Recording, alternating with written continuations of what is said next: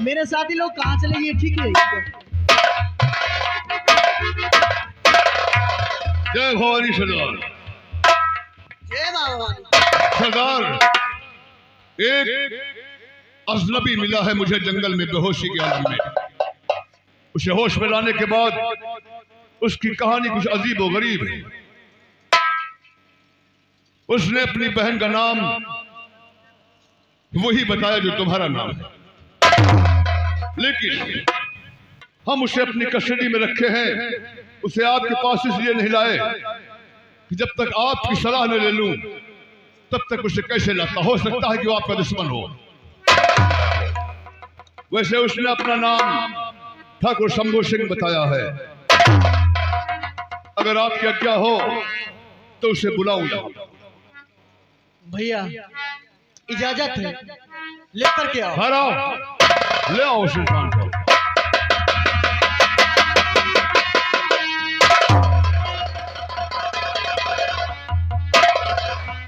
आओ ठाकुर शंभू सिंह, घबराओ नहीं। ये शेरों की गुफा है, यहाँ गीदड़ नहीं आएंगे। आओ, तुम्हें किसी से मिलाता हूं।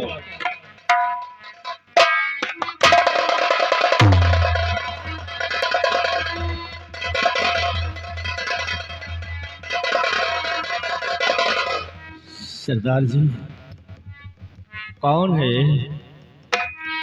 बताओ।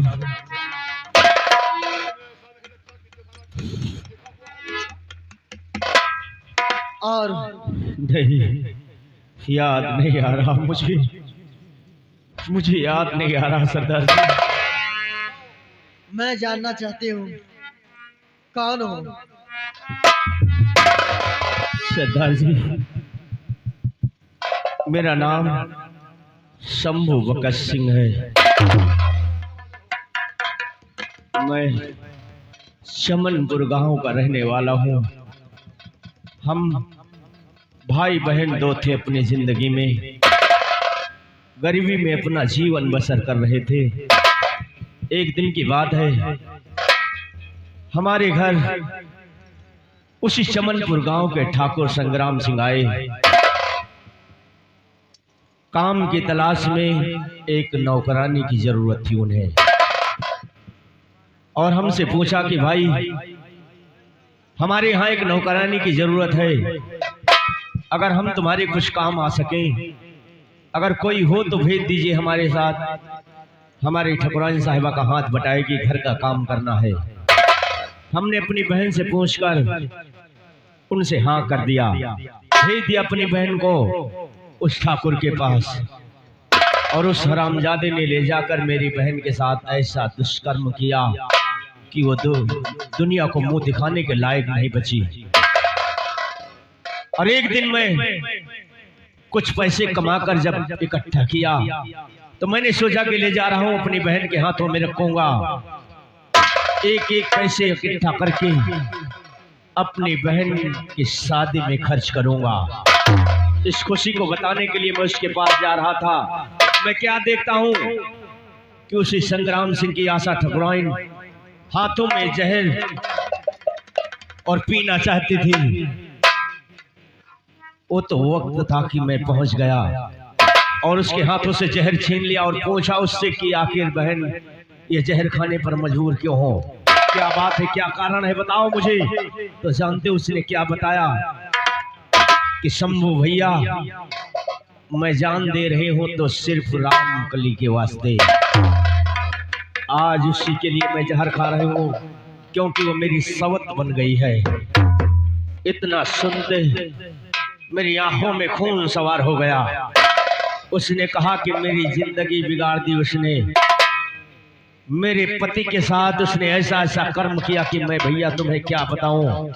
हमने सोचा कि अगर ऐसा किया है तो मैं उसे खत्म कर दूंगा। उसे खत्म करने के लिए मैं गया, लेकिन एक बाबा जी आ गए, मेरी बहन को तो बचा लिया लेकिन मुझे छोड़कर चले गए बाबा जी। मैं पहुंचा संग्राम सिंह के पास अपना बदला चुकाने के लिए, तो खून के इल्जाम में उसने मुझे भी फंसा दिया, अपनी पत्नी को जान से, और खून का इल्जाम मुझ पर लगाकर भेज दिया जेल। 20 साल तक उसी जेल में मैं पड़ा था। 20 साल काटने के बाद जब अपने गांव पहुंचा तो क्या देखता हूं मेरा घर भी नहीं है। उसने बुलडोजर चलवा कर मेरा घर गिरवा दिया, बर्बाद कर दिया मुझे, मेरी दुनिया बर्बाद कर दी।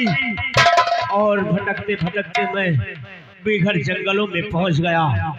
मुझे पनाह देने वाले ये सरदार, मैं इनका एहसान मानता हूँ, जीवन भर एहसान मानूंगा। बस शायद पर कि मुझे आप नहीं जानते हैं भैया। जरा अपने आंखें को खोलो और मुझे देखो। मैं आपकी बहन राम कली हूँ। मत कहो, मत कहो। अरे मेरी बहन तो बहुत भोली भाली थी। अरे वो कैसे इस लिबास में आ सकती है? ना, मेरी बहन तो बहुत भोली है। मुझे मालूम है कि आप हमें नहीं पहचानते। साहब, इंसान की मजबूरी, बेबसी सब कुछ बदलने पर मजबूर कर देती है। ये सच है कि कल की तुम्हारी भोली भाली बहन रामकली आज डाकू बिजली बनी खड़ी है। यही तुम्हारी बहन है, इसे गले लगाओ। शायद आप जानते नहीं हैं, जिस वक्त गुरुजी आपके पास से मुझे लेके गए अपनी कुटिया पे, वही मैं एक बच्चे की मां बन गई। मेरा बेटा जब 10 बरस का पूर हो गया तो गुरुजी मुझसे कहने लगे, बेटी ये तुम्हारा बेटा यहाँ पढ़ नहीं पाएगा, इसलिए इसको यहाँ से कुछ दूर पढ़ाना चाहता हूँ। मैंने गुरुजी की बातों में आकर के अपने बच्चे को भेज दिया है। मेरे बेटे को लेकर के उसी हरामजादे कुत्ते संग्राम सिंह के पास ले गए भैया। न जाने ऐसी कौन सी गलती मेरे बेटे से हो गई, वो हरामजादा कुत्ता मारते मारते मार डाला है भैया। और मैं उस कमीने बदला चुकाने के लिए मुझे ये पोजीशन बनाना पड़ा भैया। इसके आगे कोई नहीं रास्ता था भैया, कोई नहीं रास्ता था। अब तो आपको यकीन हो गया या नहीं? हाँ, यकीन तो हो गया, लेकिन मैं क्या देख रहा हूँ, इतने दिन बाद मिली तो मेरी बहन इस लिबास में। क्या करूं, कुछ समझ नहीं आता। भैया अब आप मिल ही गए हैं तो अब आपको कहीं जाने की जरूरत नहीं है। आप भी हमारे ही गिरोह में रहोगे भैया।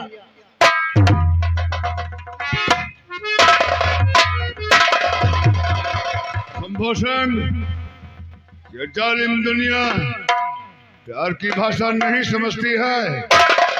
उसे समझाने के लिए दूसरी भाषा का इस्तेमाल करना पड़ता है। इसलिए आंसू पहुंच दो ठाकुर साहब। राजपूतों के आंखों में आंसू शोभा नहीं देते हैं, इन्हें संभाल कर रखो। ये आंसू बहाने के दिन खत्म हो गए हैं। अब इनमें से आंसू नहीं, अंगारे निकलना चाहिए। और उस जालिम ठाकुर को बता दो कि जिस ठाकुर की दुनिया तूने उजाड़ी है कुत्ते, इस ठाकुर शंभू सिंह की भुजाओं में भी किसी राजपूती खून है। मिटा दो उस कुत्ते को, सर पर कफन बांध लो, बना चुकाओ बहन का।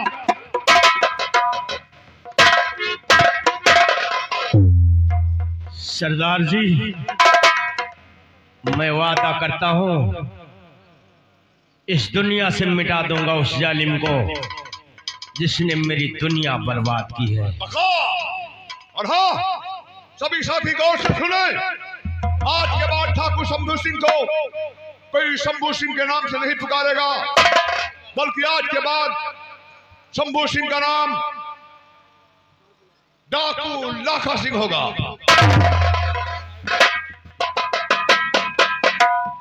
शंभू सिंह और लाखा सिंह बांध सर को कफन, तो सलामी माँ को, भवानी को, और इसी वक्त चढ़ाई करो ठाकुर की हवेली पर। अरे भवानी माँ, तेरा एक बेटा और आ गया तेरी शरण में। मुझे शक्ति दे माँ, क्योंकि मैं अपने दुश्मनों से बदला लेना चाहता हूँ। इतनी शक्ति दे माँ कि मैं मिटा दूं इस दुनिया से उस जुर्म को, जिस जुर्म से हर माँ बहन कांपती है। मिटा दो इस दुनिया से उस जालिमों को जो आज तक मासूम बहन बेटियों की इज्जत से खेल रहा है। मुझे शक्ति दे माँ, आज एक और बेटा तेरी शरण में आ गया। इस बेटे की सलामी स्वीकार करना। जय माँ भवानी।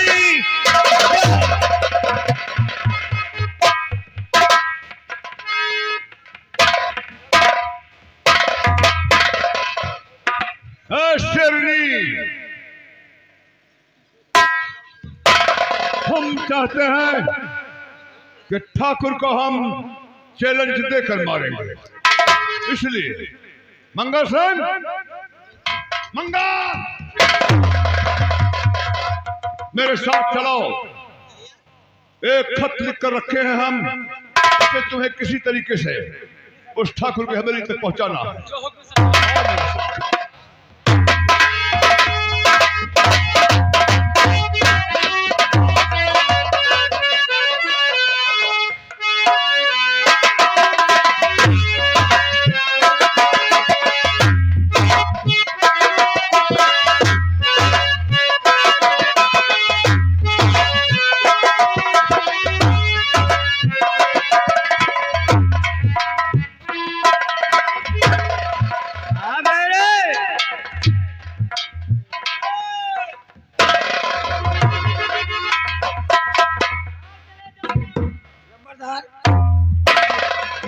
चिड़ई बोलते हैं। और बताऊं क्या यारो, मुसीबत पड़ी है।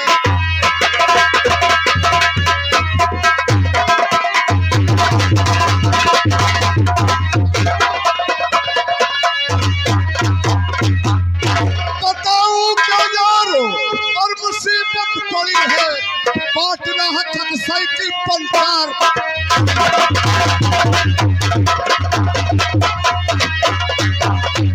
हवेली में कोई नौकर है? अरे ठाकुर साहब का एक खत आया है भैया, हम डाकिया है डाकिया। हाथ अंदर बढ़ाओ भैया।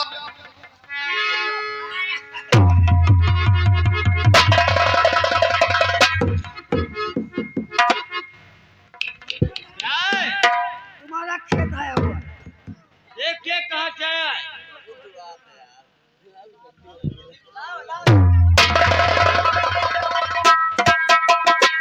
नंबरदार हेमंत नेवता हुआ है। कहाँ से? तोरी तरह के इंतजाम होने वाला है।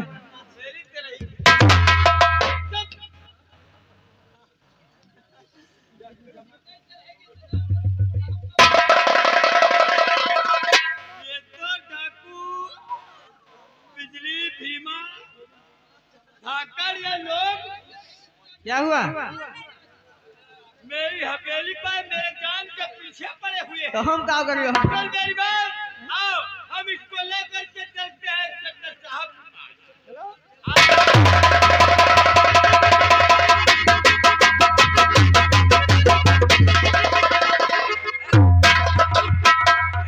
ये कोई केस तो नहीं है? जी सर। कोई केस तो नहीं है? नहीं सर, अभी तो नहीं।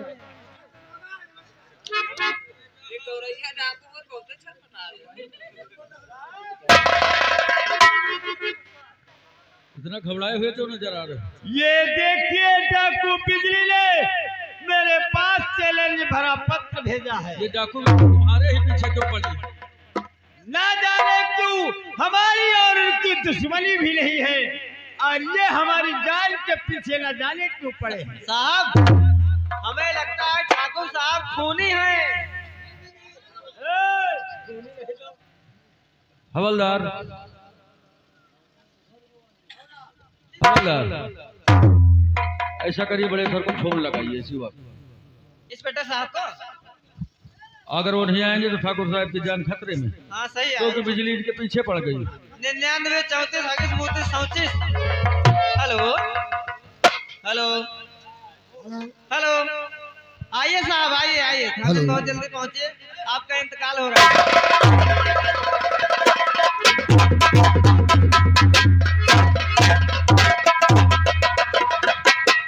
हरि प्रसाद, क्या कर रहे हो? ये देखिए खत आया है ठाकुर साहब के पास, डाकू बिजली ने भेजा है इसे।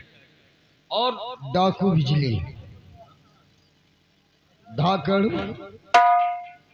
शेरा और मंगल, और ये नया डाकू लाखन। इन्हीं लोगों ने तो आतंक मचा रखा। सर आप चिंता मत कीजिए, जब तक डाकू का खात्मा नहीं करूंगा, कसम ये वर्दी की चैन के सांस नहीं लूंगा। ठाकुर साहब,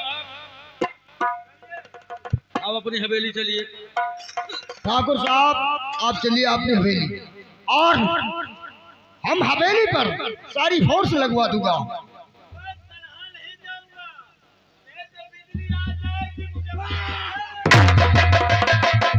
चौकीदार, ठाकुर साहब की हवा भर रहे हो। ठाकुर साहब का गांठ चौक लेती है। इन्हें लेकर जाओ इनकी हवेली तक।